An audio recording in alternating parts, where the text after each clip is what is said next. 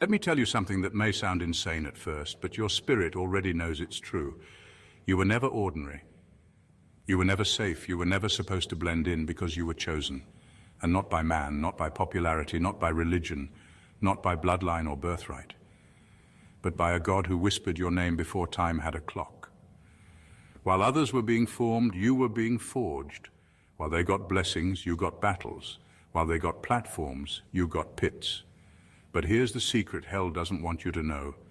The pit was never punishment, it was preparation. You weren't overlooked, you were hidden because chosen ones aren't put on display.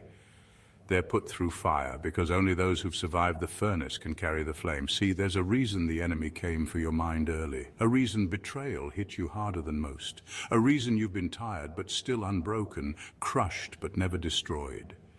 Because there's something embedded in you that hell can't delete, a divine code that screams, untouchable, you were sealed. Before you ever lifted a prayer, before you ever fasted, before you ever repented, he sealed you with something hell can't reverse, an unbreakable assignment.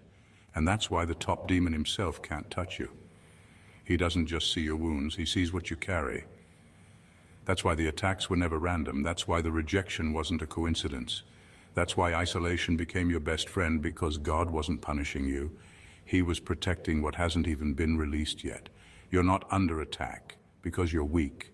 You're under attack because you're loaded. You're not just a person, you're a prophecy in progress. So now the question is, will you believe what life has said about you, or will you step into what heaven already knows?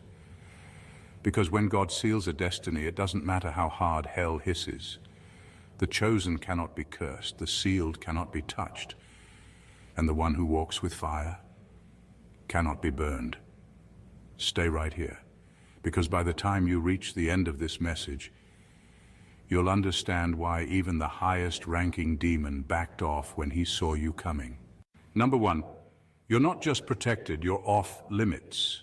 You're not just protected, you're off limits. There's a difference.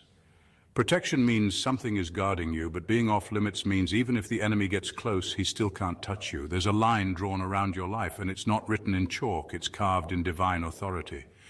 God didn't just say, I'll keep them safe. He said, don't touch this one. That's a command, not a suggestion. And when God speaks, the spiritual realm obeys. Even hell knows better than to cross a line God himself has set. That's why the attacks you've faced never did what they were supposed to do. You've been hit, yes, wounded, yes, but never destroyed, never taken out. That's because there's a layer over your life that goes beyond logic. It doesn't make sense why others crumbled under pressure you survived, why others lost their minds in storms that you somehow walked through. It's not that you're stronger, it's that you're sealed. See, the enemy studies people. He knows weakness, he tracks patterns, but when he gets to you, he sees something different. He sees a life with heavenly orders stamped all over it. He sees boundaries he can't cross. He sees divine warnings that say, access denied. It drives him crazy. So instead of attacking you directly, he sends distractions, confusion, delays, people who carry chaos. But it never really works. Why? Because even in your lowest moments, there's something in you he can't crack. That's what happens when you're chosen. You're not just watched over, you're marked. And being marked by God doesn't mean life gets easier. It means hell recognizes you as a threat, even when you don't feel like one. But it still can't reach you. You're not vulnerable the way others are. You walk with a seal that can't be forged, faked, or forced open. You're not just protected. You are untouchable, not because of who you are, but because of whose you are. Number two, you're not in a battle. You are the battlefield. You're not in a battle. You are the battlefield.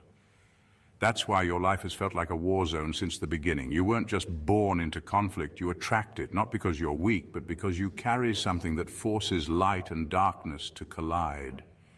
Wherever you go, something shifts, atmospheres change, people get uncomfortable, things either break off or break loose. That's not random, that's spiritual. You don't step into battles, you become the ground where battles are fought. There's a reason you've always felt like you were being pulled in two directions, like you're in the middle of something bigger than you. That's because you are. You carry weight, and not just emotional weight. Spiritual gravity. When you walk into a place, there's an invisible line drawn. One side is trying to push you into purpose, the other is desperate to distract or destroy you. That tension you feel isn't confusion, It's evidence that both kingdoms recognize what you carry. You think you're just going through life, but life has been coming through you. Every breakdown, every battle, every unexpected attack. It all makes more sense when you realize you're not just caught in the crossfire. You are the fire. You're the territory God's trying to reclaim, and the enemy is trying to sabotage. That's why you wrestle with heaviness that others don't feel. That's why people are drawn to your light, but also try to dim it. You've been wondering why peace seems temporary, and rest always gets interrupted. It's because your very existence is disruptive to darkness. You carry clarity that breaks confusion. You carry purpose that frustrates evil. You carry presence that pushes back hell. And the wildest part, you're still standing. With all that pressure, all that warfare, all that weight, you're still here, still fighting, still walking. That's not by accident. That's because even when you didn't know it, heaven was using your life to make a statement. You don't just show up to battles. Battles happen because you showed up.